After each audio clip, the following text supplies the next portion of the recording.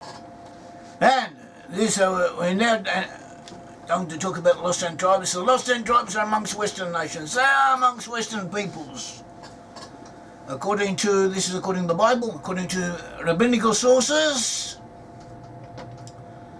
corroborated, confirmed by historical researchers, archaeology, linguistics, mythology, nearly everything that is pertinent in some way or other has given confirmatory proof that the Lost 10 Tribes are amongst Western peoples. And this has been proven, has been shown, and every bit of evidence coming together from different directions builds on the other, confirms the other, and proves it. So where we said the Lost 10 Tribes are now amongst Western peoples, the nations of Finland, of Sweden, of Denmark, of Norway, of the Netherlands, of Belgium, of France, of Switzerland, of Denmark, Scotland, Wales and Ireland, and their offshoots overseas, and also scattered in various areas throughout the earth. That is where the Lost 10 Tribes are, and we have proofs of it from, as we said, from numerous sources. Today we'll begin by going through some of the biblical evidence. You may have heard this before, but there's new aspects to it, and this is the beginning of a whole series that we intend to give that has numerous ramifications and it's worth listening to. So first of all, we said that Lost 10 Tribes are amongst Western peoples, and this is shown by the Bible, and the Bible brings evidence from different fields of evidence, from geography, blessings, relative situation, historical behavior, symbols, and so on. So we'll go through it according to the geographical indications that the prophet spoke of concerning Lost 10 Tribes in the end times, especially in the end times. That we had originally we had 12 tribes. We had 12 tribes of Israel in the land of Israel, greater land of Israel. They occupied the land of Israel from the Nile to the Euphrates at various times, at one stage or other.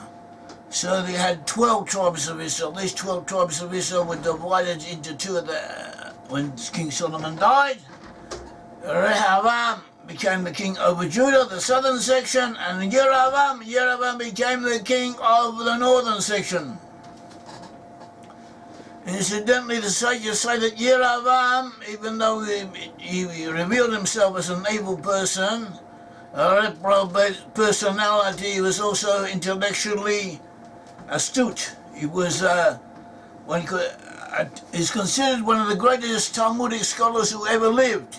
In terms of those times, according to the Bible and the Sanhedrin. He knew his business, he knew what was going on. He wasn't a simple person from out of nowhere. He may have even foresaw what was about to take place, and somehow or other helped it along. At all events, he set up golden calves in Dan and in Bethel in the northern area of Israel, and he caused the Israelites, his subjects from the northern 10 tribes, to worship idols, and they did so. And then after a century, more than a century, the Assyrians came down and conquered the northern kingdom and took all of them into exile, and in their places of exile they became independent to some degree or other, and then from there they moved out, they moved onwards, they moved to the north and they moved to the west. Some of them moved across the sea by various paths. They all converged in western regions that we mentioned, including the British Isles. The British Isles is important because the British Isles was dominated by the tribes of Joseph and Ephraim and Manasseh. In other words, so 10 tribes were exiled, and each one of them ended up dominating the area, a certain area of its own. We have identified these areas.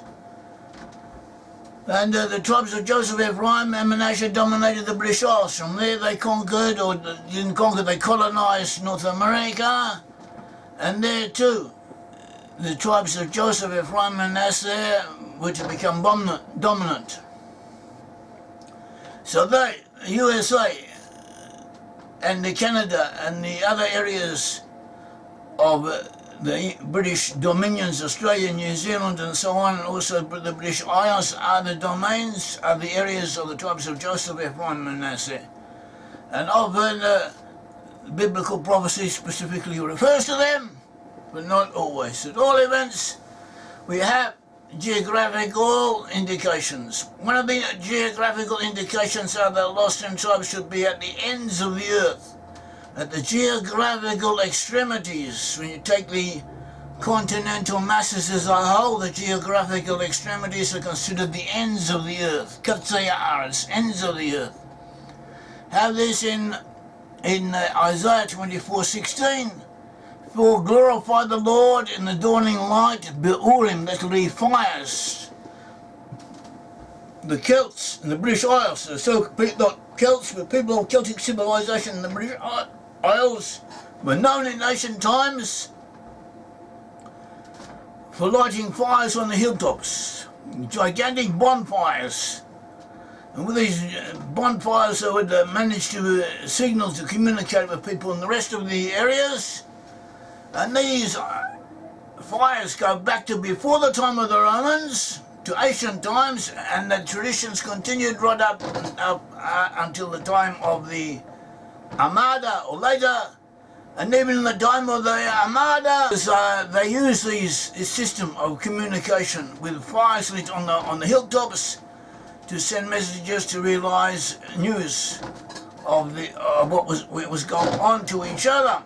So these fires were known as Brit-Am, and Isaiah is calling upon them to light these fires in the isles of the sea.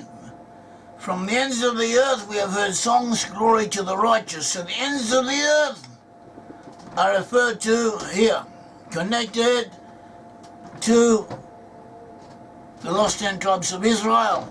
And we have other verses in the Bible with a similar message in Isaiah 41:8-9.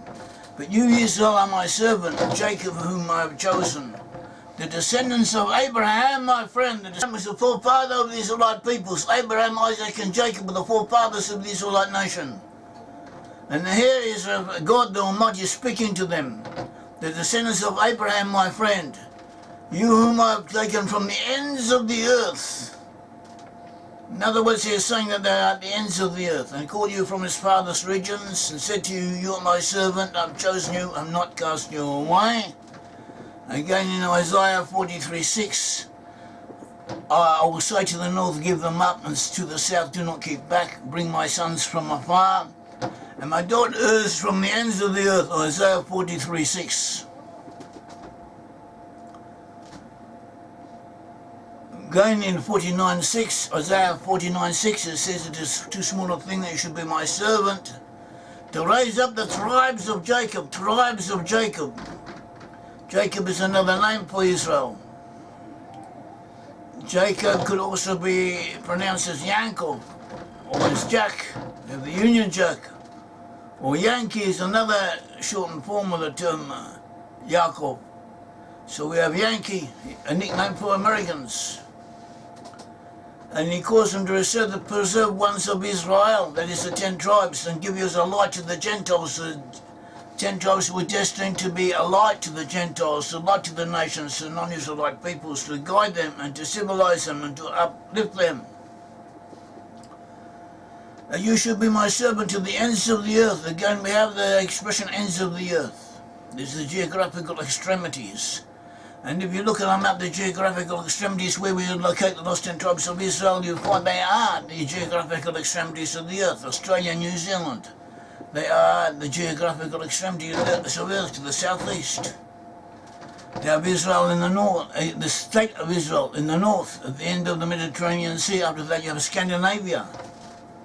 And then you have the Netherlands, all that on the northwest point, the northwest coast of Europe. Then you have the British Isles. Then you have North America. All those areas are the ends of the earth. That is where the lost 10 tribes are to be found. Also, Isaiah refers and Jeremiah both refer to the 10 tribes as being in islands of the sea. It says, glorify the Lord in the dawning light, as we mentioned in Isaiah 24:5. The name of the Lord God of Israel in the coastlands, said in the isles in Hebrew, in Brit-Am, the isles of the sea. And it says, surely the coastlands, that is the isles, the islands in Hebrew, Brit-Am, shall wait for me, and the ships of Tarshish shall come first. Ships of Tarshish meant ships plying the Atlantic Ocean. In ancient times we had Tarshish. Tarshish was close to the area of Gibraltar today, at the very edge of the Iberian Peninsula of Spain. And that was an area where they had many mineral resources of silver, mainly of silver, but also other sources, tin and so on. And it also served as an emporium for trade with the British Isles, trade with Northern Europe, and trade with the Mediterranean.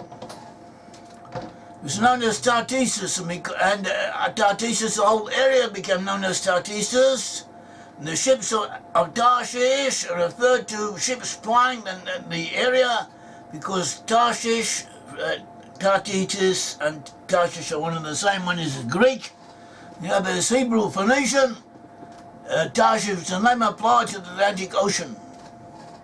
So ships plying the Atlantic Ocean shall bring the exiles of Israel back in the end times.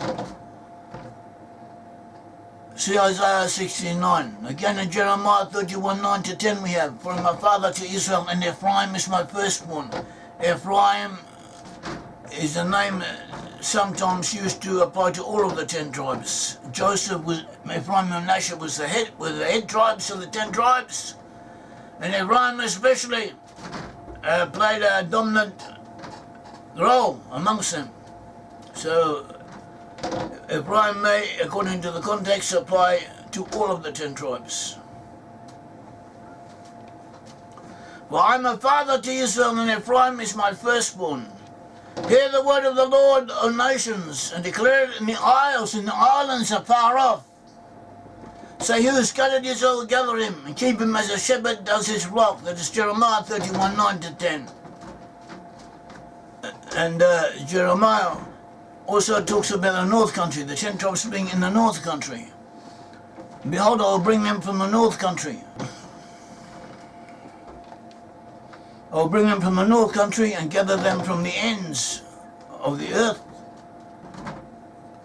Thighs of the earth, among the blind and the lame, the women with labour, with child, and when who labours with child together, a great throng shall return there. In addition to that, other verses refer to the 10 tribes being in the west, to the west of the land of Israel. See Isaiah 24:14. Lift up their voice, they shall sing, see the majesty of the Lord. They shall cry aloud from the sea in Hebrew, Brit-Am, meaning from the west. Also Manasseh ben Israel. It was in the 1600s. He was also a famous scholar. He located the 10 tribes in North America, and he used biblical verses. He thought that that was where they were in his time.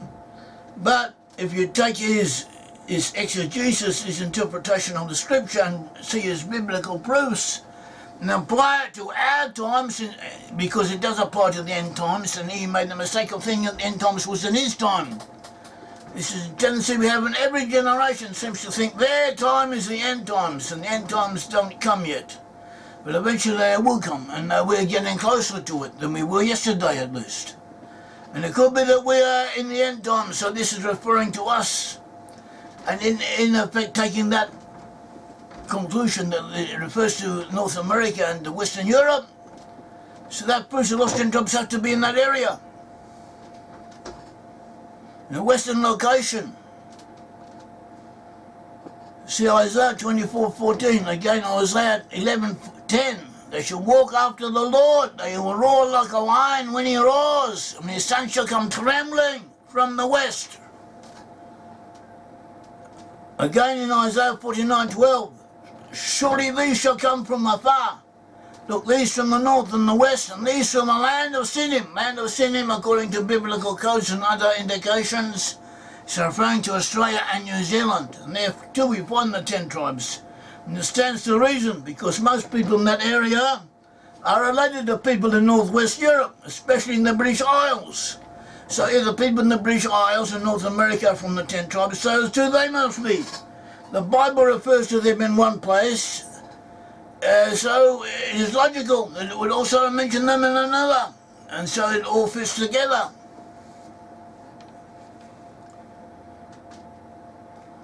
We find again Jeremiah 3:18, in those days the house of Judah meaning the Jewish people, shall walk with the house of Israel, meaning the 10 tribes. The house of Judah shall walk with the house of Israel, and they shall come together out of the land of the north, the land that I have given as an inheritance unto you. And later on, Jeremiah also mentions 31:6-10. There's a long section connected with this. He says, there shall be a day when the watchmen will cry on Mount Ephraim,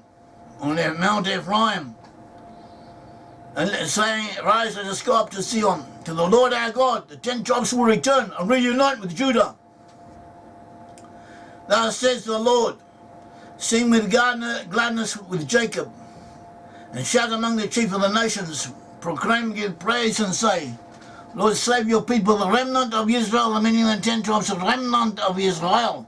Behold, I will bring them from the north country, north of the land of Israel, from the west, and gather them from the ends of the earth, as we mentioned.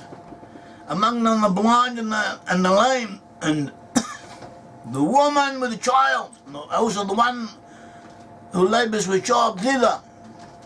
Now this verse was when the Jews of the state of Israel brought people back from Ethiopia.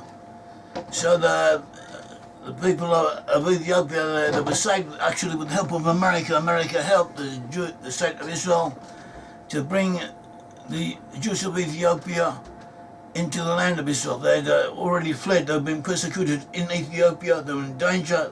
Then they moved them to the Sudan. Then to the conditions weren't the best. And they were in danger from the people around them. So with American help, the Israelis put them on planes and flew them to the state of Israel. There were cases where women gave birth on the aeroplanes.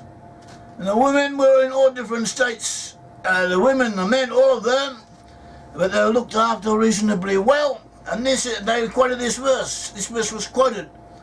Among them the blind and the lame, the woman with a child, and the one who labours with child together. They will all return, they'll return together. A great throng shall return there, they shall come with weeping, and with supplications I will lead them. I'll cause them to walk by the rivers of waters, in a straight way in which they shall not stumble. For I am a father to Israel, and Ephraim is my firstborn. Hear the word of the Lord, O nations. Declare it in the isles afar off, and say, he gathered Israel will gather him. He who scattered Israel will gather him, and keep him as a shepherd does his flock. We have Isaiah 41:8. It's talking about the lost 10 tribes being in not only at the ends of the earth, but in the best places of the earth. And that is reality, the best places of the earth. Ends of the earth could mean Siberia. Siberia is also at the ends of the earth. Antarctica is at the ends of the earth. South America is at the ends of the earth. But we say out of the ends of the earth, it's only in certain sections of them. And the Bible refers to these sections as ends of the earth, and that's it, they are the best of them. The places with the most salubrious climates. Those areas most conducive to human habitation. And even though sometimes in summer people in Australia might complain, but relatively speaking it's not that bad. And so too, North America on the whole is built for human habitation.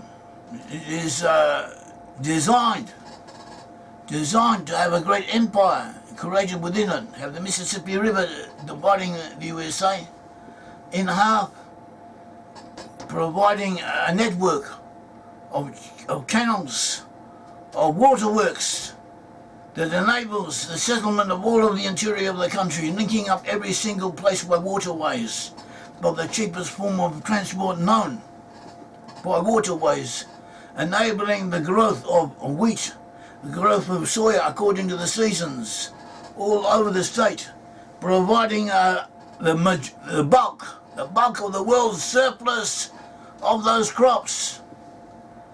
And it's just there for the taking. Not just there for the taking, it needed engineering, it needed the application of industry, of thought, of full thought, of investment, but nevertheless the basic needs, the basic structure was already there, already in place by God Almighty. Had already so designed it that this should come into the hands of the sons of Joseph. And it says in Isaiah 41, 8-9, "But you, Israel, are my servant, Jacob, whom I have chosen, the descendants of Abraham, my friend, whom I have taken from the ends of the earth and called from his farthest regions." The word translated as farthest regions in Hebrew is Ataleah, meaning the best places of the ends of the earth. "Said to you, you are my servant, I have chosen you, have not cast you away." Also, we have a reference in Obadiah, the book of Obadiah, and the minor prophets, Obadiah 1:20. Obadiah says, "And the captives of this host of the children of Israel shall possess the land of the Canaanites, as far as Tsarafath, the captives of Jerusalem who are in Sepharad, shall possess the cities of the south." So what does this mean? According to the commentators, to the rabbinical commentators, the land of the Canaanites at Tsarafath means the land of France, which is known as Tsarafath. And it is referring to the lost 10 tribes. In the Hebrew, it's more evident, it's more obvious than in English translations. For instance, the English translation says, "In the captives of this host of the children of Israel," the captives of this host of the children of Israel. According to the simple Hebrew, may also be translated as this first captivity of the children of Israel shall possess the land of the Canaanites as far as Tsarafath. And what does that mean? This first captivity, according to commentators, the first captivity was the captivity of the lost 10 tribes. Rashi says that. All of the great commentators say that. But because what happened, first the lost 10 tribes were taken away by the Assyrians. That was the first captivity, and from there they were lost, scattered. Whereas Judah, the people of Judah remained. And sometime later they too were captured by the Babylonians and taken away into captivity to Babylonia, but they returned after 70 years. So the Jews returned, whereas the lost 10 tribes did not. So that this lost first captivity, which is in Tsarafath, meaning France, according to Rashi, according to the traditions, it means France, according to Abarbanel, it means France and England together. France and England together, remember that. He refers to England, the island of England, meaning the British Isles together. Tsarafath, according to Nachmanides, who lived about in the same Middle Age era of the others, he says it means the far north, that is, north of France, the Netherlands, Scandinavia, or that area. So they're referring to the same general area in the north where we said those 10 tribes are to be found. And the book of Obadiah is saying that expressly. According to the rabbinical commentators, they're expressly referring to the lost 10 tribes being in those regions. We cannot say that often enough, and we've been saying this for years and repeating it over and over again. And no one has ever challenged us on this point. They may have tried to ignore us, whatever. But no one has ever said that our interpretation of this passage is mistaken. And a lot of them have heard it.